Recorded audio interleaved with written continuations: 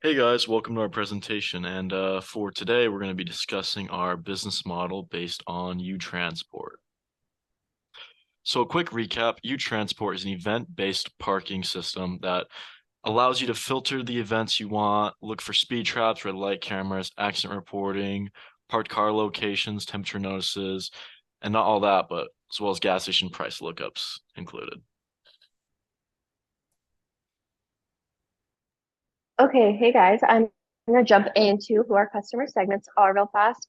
Who is our target market? We're basically just targeting people who use cars as their main source of transportation, and then anyone who is a driver that has a cell phone so they can download the app. We're also targeting people who struggle to find parking and want an app for um, transportation. How are we delivering value to them? We are just combining everything into one app. And then how are we doing this at an appropriate cost? We're doing it through advertising-based business to consumer models. We're kind of talk about that a little bit later.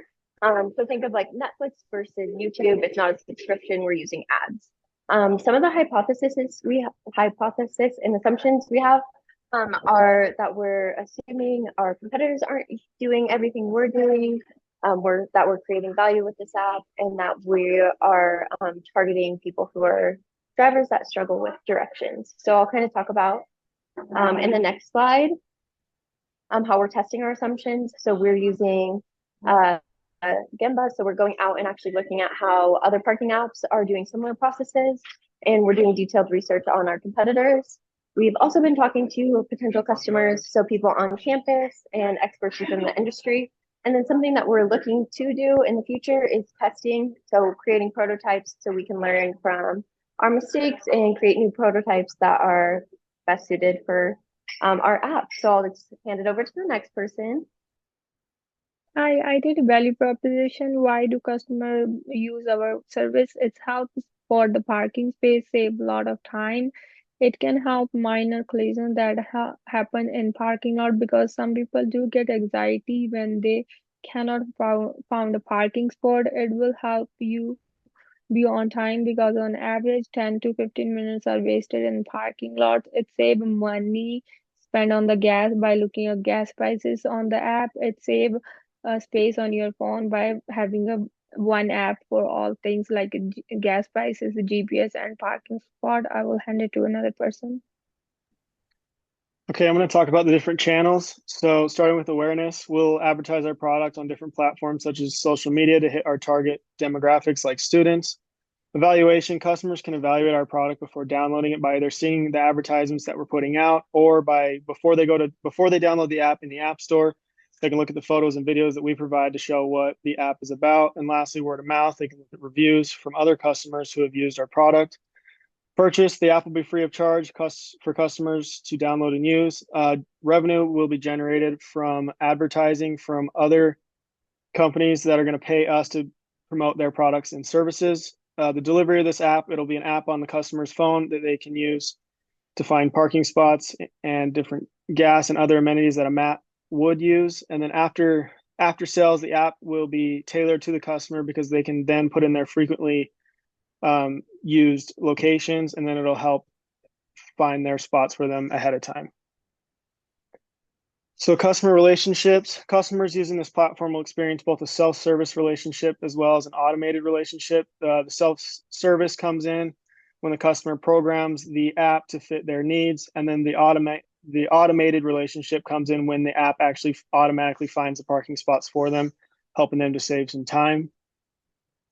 And then step 5, our revenue streams is all going to be from advertising, just like how Facebook and YouTube and other social media platforms, companies pay them to put their ads so it can be shown to a bunch of people all at once. So that's where all of our revenue will be coming from.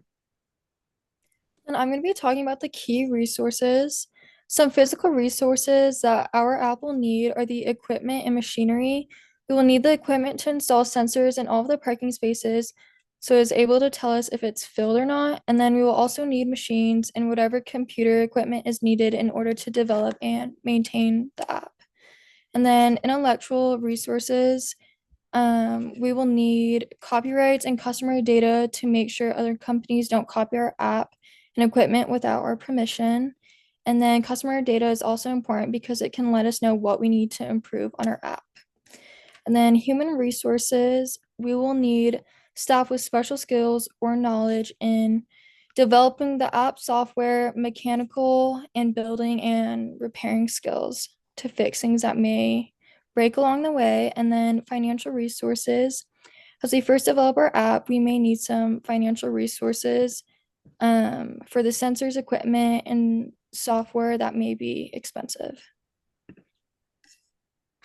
So step 7 is our key activities, and these are the essential activities that are needed to produce and deliver value to our customers. So this can be broken up into 3 different sections: production, problem solving, and platform and network. When in relation to production, that's where our web developers are going to create the app. They're going to make changes as needed, and they're going to respond to our customer needs. In the problem solving, that's where we can take our customer data and do further data analysis to determine where growth potential would be.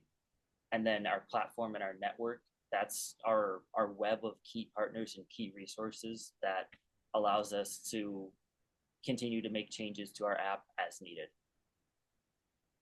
So key partnerships are crucial to a startup, which can help us create alliances to optimize our business model, reduce risk, and acquire more resources. The first main partnership we strive to align with is with universities. Not only will universities be able to add value by representing the startup, but it will also help us gain some attention from other big investors. Since this app will rely on physical sensors in each parking stall, we will need to partner with tech companies, which will let us automate this technology and link it up to a server that allows a seamless transition for app users. We could also partner with events and shows that require parking. And lastly, this app will require a lot of capital, so financial partners are essential. So next would be the cost structure. What are the organization's major cost drivers? First would be reaching customers, and we would do that by producing and displaying ads across multiple platforms and creating a pre-launch page for our app and a teaser video of our product. We would outreach to influencers and bloggers for reviews and promote on social media platforms, and we will directly communicate with our targeted audience. Second would be maintaining relationships with our customers, and we would do that by continued and honest feedback from our customers. Third would be acquiring key resources, and we would do that by creating an app that flows without hassle, security issues, and maintaining consistency and accuracy. Next would be performing key activities, which would be paying salaries, bonuses, and benefits to those that develop the uTransport app. And lastly would be establishing key partnerships that would be working with numerous design teams, IT techs, and establishing a partnership with trusted professionals. And when